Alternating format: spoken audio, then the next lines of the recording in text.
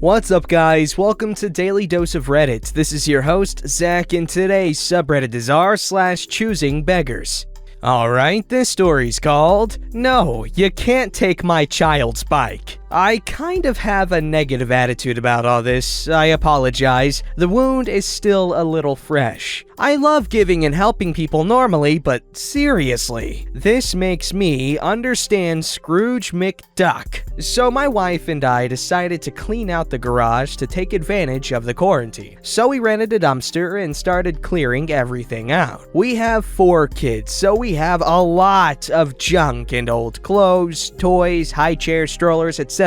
And it's all in really good condition, as my wife takes really good care of things so that we could resell it later, usually to one of her cousins. She has a very, very large family, so there's almost always someone pregnant. Normally, she'll post the items on Facebook for our friends and family, and then she'll post them for sale on Marketplace or take them to a secondhand store to try and make a little side cash. With the garage initiative, we decided we would just curb alert all items for free, and people could come take whatever they wanted. When I say curb alert, I literally mean they were in a separate group by the curb, clearly separated from the stuff that would be going back into the garage. This is important. My wife takes a picture of some of the stuff, puts it on Facebook, and then ends up texting a couple of her cousins and friends that she knows could use some stuff. She even goes through the boxes of clothes to pull out some outfits and sizes for them that she thinks they'll like. Above and beyond for them getting free stuff. It's who she is. So one of her cousins rolls up less than an hour after it's posted and says she'll take it all. Now, all of her kids except one of them are older than all of ours. So we were a little confused as to why she needed things like a high chair, box of toddler clothes, etc. But whatever. We literally just did not care. She could take them all and sell them for her own profit. We just couldn't care less at this point. So then she starts looking through the other stuff, and I told her that was the stuff we were keeping.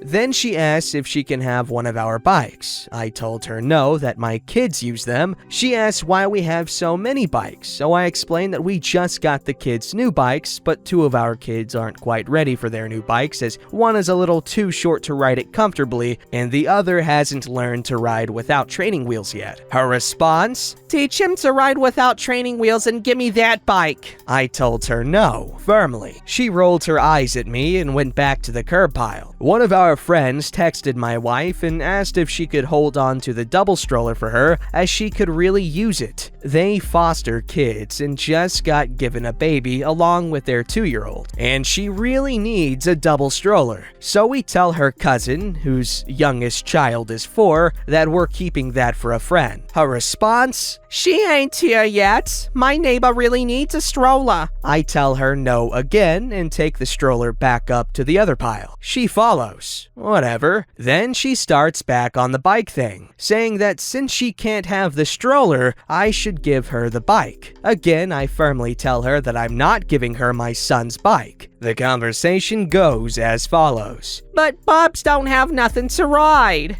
Okay, but who's Bubs? "That's what we all call JJ's little boy." "Oh, okay. Who's JJ?" "My neighbor down the road. He's done some work for my father-in-law before." Side notes, my father-in-law runs a decently large-scale rental company. He's got close to 50 regular workers, all of which are either family or considered family. None of them are named JJ. Yeah, I don't know JJ, but even if I did, he can't take my son's bike. She goes on to talk about how I could just go buy training wheels for the new bike because they're cheap, and that Bob's is going to be crushed not to have a bike. I asked why he would be expecting a bike in the first place. This goes on for a solid 5 minutes before I finally just tell her that she needs to pack up and leave. Pack. This is when I finally lost it. "Okay, but I need y'all to load my car for me. For real, I just worked an 8-hour shift and then went home and cooked fajitas for the kids." There I am, covered in sweat, garage dust, dumpster funk, after having woken up early to work work my 8 hours, I work from home, being told that she's too tired to load up the free crap I just gave her. Whatever though, I don't care at this point and start loading up the car, with her teenage daughter sitting in the front seat playing on her phone. And she has the audacity to move my son's bike over to the pile I'm loading from. I ignore it, of course, and keep loading and then close the tailgate. Ha! You forgot something! Get off my son's bike. You can't have it. Oh, come on. You know you're just gonna give it to me anyway. Just load it up and let me leave. I finally snapped and told her that if she didn't leave, I would unload all the crap I just loaded and she could leave with none of it. She promptly left. Okay, yeah, I can understand being really annoyed and just pissed off at this lady, and just in general after having to go through stupidity like that and selfishness and just Karenicity and all that jazz. You know what I will say though? I appreciate your restraint and patience. That's very admirable, like honestly.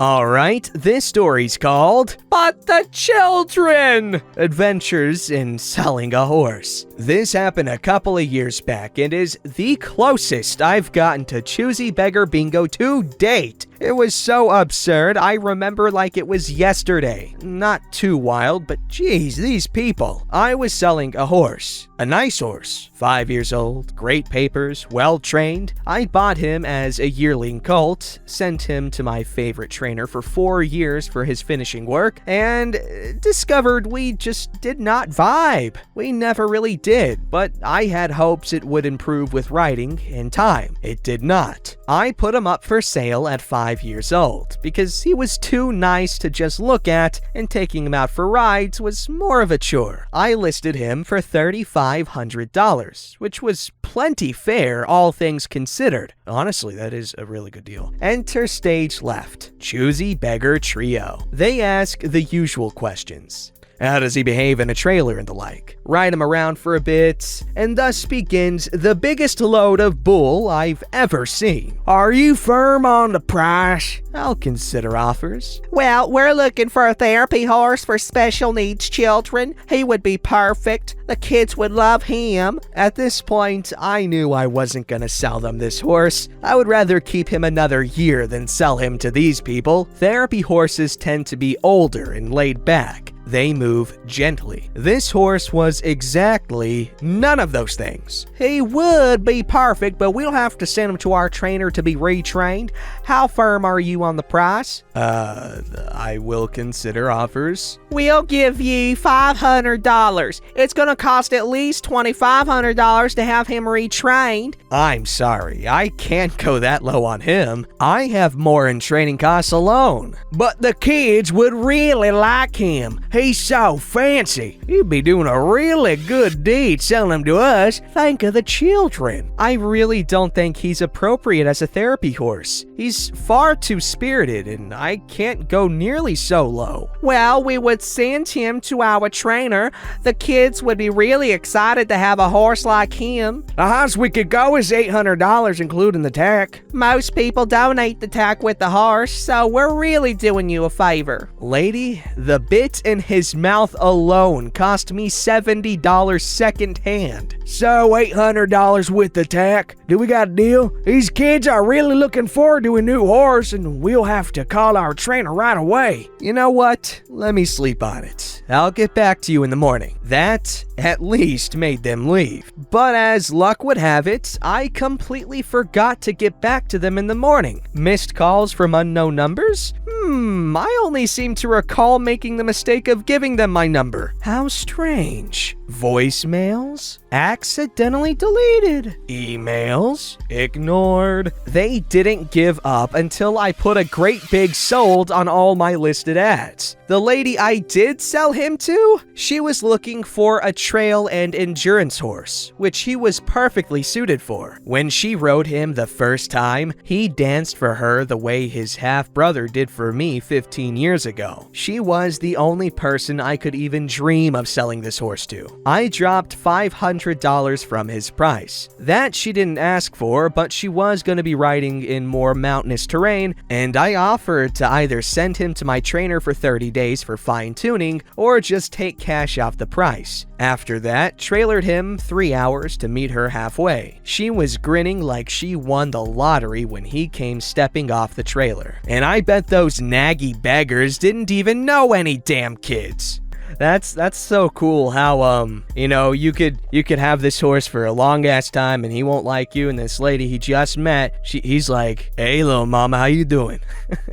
This story's called I Bought a Homeless Man a Meal, and he decided I need to do that every day. So for some context, I work in a smaller restaurant. I am a 14-year-old girl trying to save money for college, and I am absolutely in love with my job. I was coming in around 6 a.m. one morning, through the back as usual, and I see a man walking down the street behind the restaurant. I was gonna keep inside as it was still a bit dark out and my county has many sexual assault incidents. Something told me I couldn't just leave this man be, so I walked towards him a bit and asked if he had anything to eat this morning. He said, "No dear, I do not." So I told him to come around the front entrance of the building and I'd treat him to some breakfast. After I got clocked in, stocked the bakery, opened the doors and such, he hadn't come in yet. About 30 minutes passed and I was sad for a while. I finally saw him come in. I gave him a menu and some water while we got his food ready. He got a breakfast burger, hash browns, and a muffin. He left when he was finished eating and I smiled the rest of my shift because I was able to feed a man that morning. The next day came. I opened at 6, did everything as normal when he came in around 8. I was surprised to see him and he ordered the same thing. Part of me did wonder if he expected me to pay again, but I pushed it aside as I cleaned some tables and waited on his order. I got it ready and told him to total. His tone went sour. "It costs money." "Yes, sir. It's total amount." "But you paid for me yesterday." "Yes, I did. I try to be nice and do good deeds, but I cannot afford to do that every day." "That's ridiculous. You expect me to pay?" "Total amount." "Yes, I do. You ordered the food." He begrudgingly pulls out his wallet and gives me a 20. At this point, I'm a little shocked he asked me to pay for him once again, and almost did, as there was a point where I was nearly homeless and I really try to help as much as I can. He took his food to go and left. The next day came. Same thing, 6 a.m. He comes in around 8. He orders the same thing. I get it ready and he asks me, "Can it be free?" I responded with, "No. Unfortunately, restaurant name,